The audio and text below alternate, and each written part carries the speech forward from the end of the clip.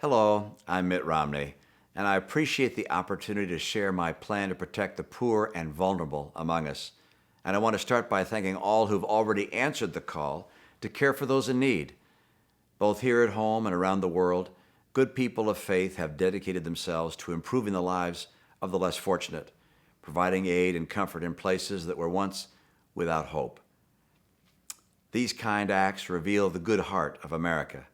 Coming to the aid of those in need is a critical mission, and it's more important now than at any other time in recent memory.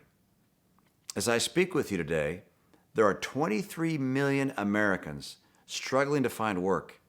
A record 46.7 million people are on food stamps. Nearly 1 in every 6 people in America is in poverty. When our economy is weak, lives are shattered, hearts ache. Parents wonder how they'll make ends meet and how they'll provide better lives for their children. I'm running for president because I believe we can and must do better. If we're going to help lift our brothers and sisters out of poverty, we must restore our economy and reduce the debt. When our economy is healthy and growing, we have the resources to take care of those who still find themselves in need.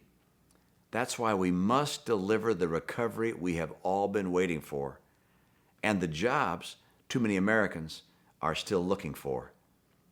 My vision for recovery starts with jobs, a lot of jobs, and I have a 5-part economic plan that will help create 12 million new jobs by the end of my first term in office. More jobs will mean more opportunities. It'll mean good wages that pay the bills and put food on the table.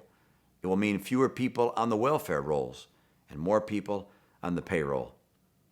A strong economy will reduce our budget deficits, and it will reduce poverty as well. But at this point, budget cuts are also going to be necessary, and I intend to make them. Here you have my word. I'll proceed carefully. I understand this is a delicate task.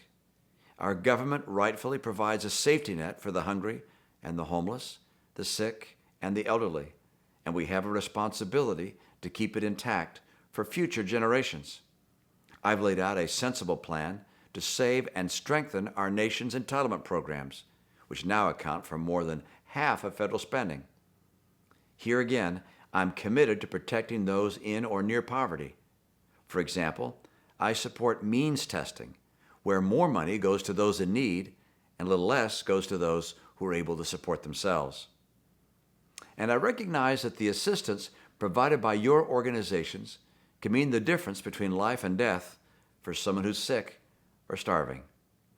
That's why my administration will stand with faith-based organizations instead of standing in their way. If I'm elected president, I will seek the counsel of faith-based community leaders on matters large and small, and I'll support your work.